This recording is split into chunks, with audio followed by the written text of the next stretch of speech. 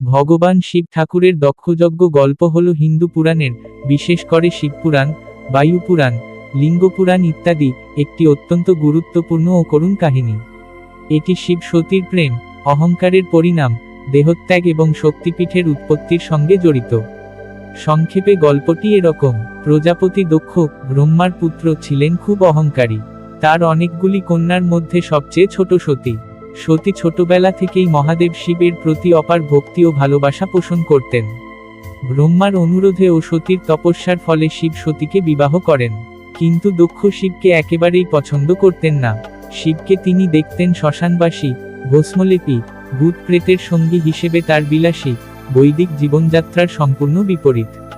এই বিদ্বেষ থেকে দক্ষ এক বিশাল যজ্ঞের আয়োজন করলেন। সেখানে সমস্ত দেবতা, ঋষি, গন্ধর্ব সকলকেই নিমন্ত্রণ করলেন, কিন্তু শিবকে করলেন না। এমনকি সতীকেও সরাসরি আমন্ত্রণ জানানো হলো না। সতী যজ্ঞের কথা শুনে খুব উত্তেজিত হলেন। তিনি শিবের কাছে অনুমতি চাইলেন যাবার জন্য।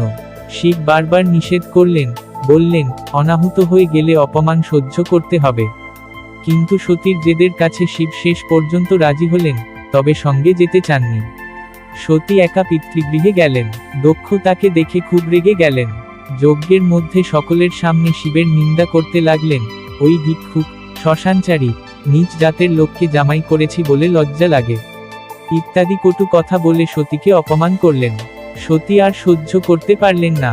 তিনি বললেন, যে দেহ তোমার থেকে জন্ম নিয়েছে, সেই দেহ দিয়ে তোমার কথা শুনতে পারি না। আমি এই দেহ ত্যাগ করছি। এরপর সতী যজ্ঞের অগ্নিকুণ্ডে ঝাঁপ দিয়ে দেহত্যাগ করলেন, আত্মাহুতি দিলেন।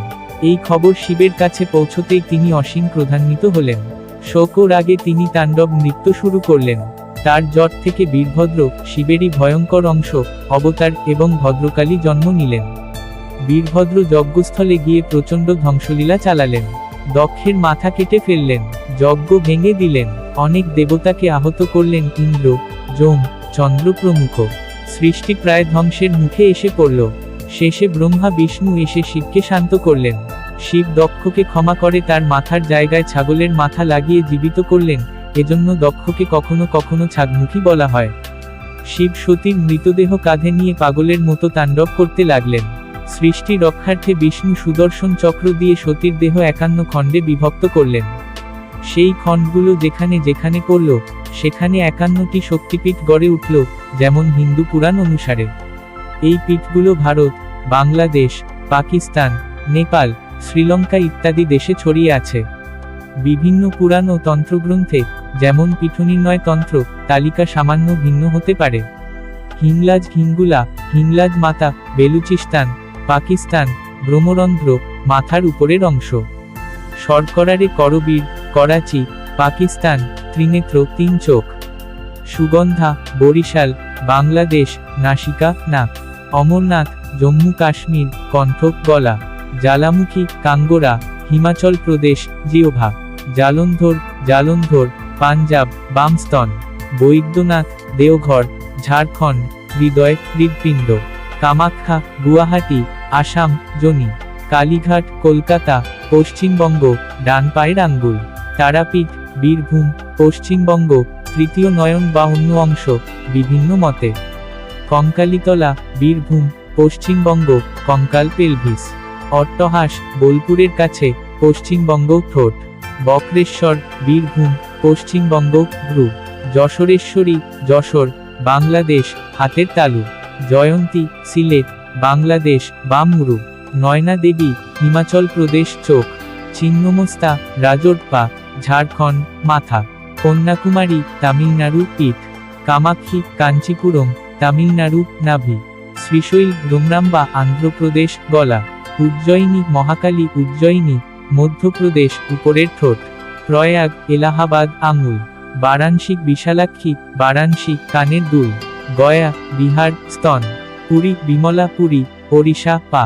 তারাতরিণী, ব্রহ্মপুর, ওড়িশা, স্তন। শঙ্করী, ত্রিঙ্কমালী, শ্রীলঙ্কা, কোমর, সারদা পীঠ। মুজাফফরাবাদ, পাক অধিকৃত কাশ্মীর, ডান হাত মুহুর, একবিরা, মহারাষ্ট্র। মাথা, কোলহাপুর, মহালক্ষ্মী, মহারাষ্ট্র। চোখ, অম্বাজি, গুজরাট। হৃদয়, নৈনাতিভু, জাফনা, শ্রীলঙ্কা। নূপুর, কিরিট, মুর্শিদাবাদ, পশ্চিমবঙ্গ মুকুটবহুলা, বর্ধমান। পশ্চিমবঙ্গ বাম হাত নলহাটি, বীরভূম। পশ্চিমবঙ্গ গলা মণিবন্ধ, বিভিন্ন মতে কবজি প্রভাস, সোমনাথ। গুজরাট পেট কুরুক্ষেত্র, হরিয়ানা তলপেট কন্যাশ্রম, কন্যাকুমারী, পীঠ। এভাবে বাকি পীঠগুলো বিভিন্ন গ্রন্থে সামান্য ভিন্নতা সহ উল্লেখিত, যেমন ফুল্লোলরা, ছিন্নমস্তা, গুহেশ্বরী ইত্যাদি। বিশেষ দ্রষ্টব্য: 51টির মধ্যে 18টি মহাশক্তিপীঠ, যেমন কামাখ্যা, কালীঘাট, জ্বালামুখী, ত্রিপুরা সুন্দরী ইত্যাদি। সবচেয়ে গুরুত্বপূর্ণ বলে বিবেচিত: বাংলায় পশ্চিমবঙ্গ ও বাংলাদেশ মিলিয়ে অনেকগুলো আছে, যেমন কালীঘাট, তারাপীঠ, কঙ্কালীতলা, বক্রেশ্বর, অট্টহাস, নলহাটি, যশোরেশ্বরী ইত্যাদি। এই তালিকা পুরাণভিত্তিক এবং লোকবিশ্বাসের উপর নির্ভর করে। যাত্রা করতে চাইলে স্থানীয় মন্দিরের তথ্য যাচাই করে নেওয়া ভালো। সতী পড়ে পার্বতী রূপে হিমালয়ের ঘরে জন্ম নেন এবং আবার তপস্যা করে শিবকে পতিরূপে লাভ করেন। এই গল্প থেকেই বাংলায় দক্ষযজ্ঞ বলতে বিশাল হট্টগোল বা বিশৃঙ্খলা বোঝানো হয়। এটি অহংকারের পরিণাম।